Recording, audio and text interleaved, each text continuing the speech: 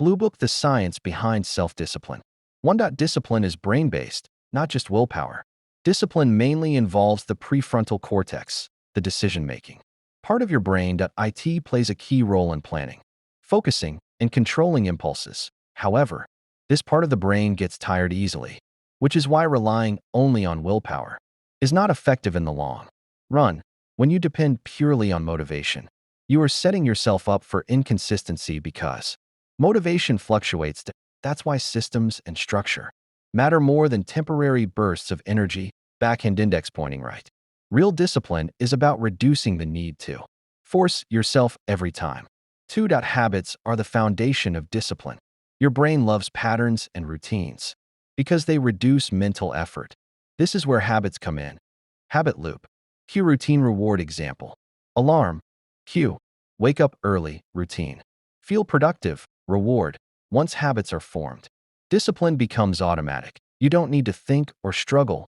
Your brain runs on autopilot. Small daily actions compound over time. What feels insignificant today becomes powerful in the long term. Backhand index pointing right. Discipline is not built in one big decision. It's built in small, repeated actions. 3. Dopamine drives behavior. Dopamine is the brain chemical responsible for motivation and reward. You naturally repeat actions that release dopamine. You repeat actions that give pleasure or satisfaction. Small wins increase motivation.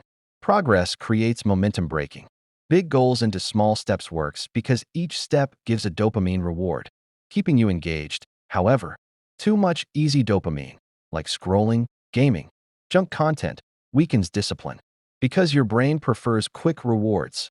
Backhand index pointing right. Control your dopamine, or it will control your behavior. For environment shapes discipline.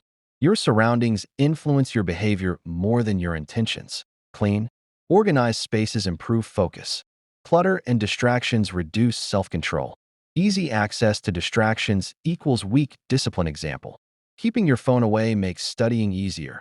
Your environment should make good habits easy and bad habits hard. If you rely only on self-control in a bad environment, you will lose most of the time. Backhand index pointing right. Design your environment. Don't rely on willpower. 5. Delayed gratification is key. Discipline means choosing long-term rewards over short-term pleasure. Famous example: Marshmallow Test. People who waited for a bigger reward later had better life outcomes. This shows that patience and control lead to success. In real life, studying instead of scrolling, saving instead of spending, working instead of procrastinating. Backhand index pointing right. Short-term sacrifice equals long-term gain. 6. Consistency rewires the brain. Every time you repeat an action, your brain strengthens the neural pathway for it. Repetition makes tasks easier. Habits become natural over time. Discipline turns into identity.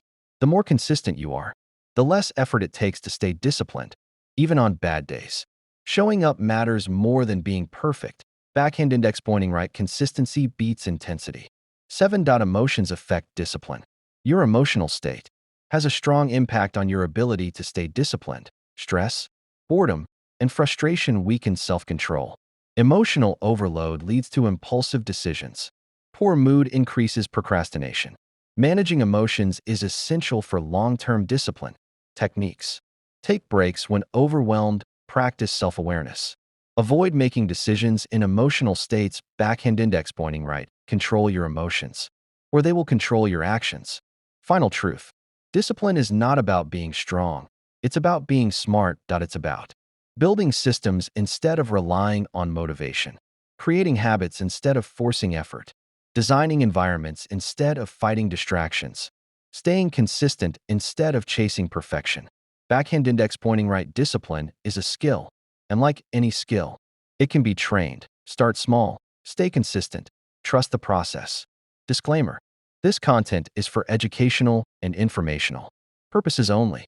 It is based on general psychological concepts gathered from various publicly available sources and should not be considered professional, medical, or mental health advice.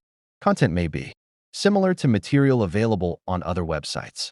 Always consult a qualified professional for personalized guidance.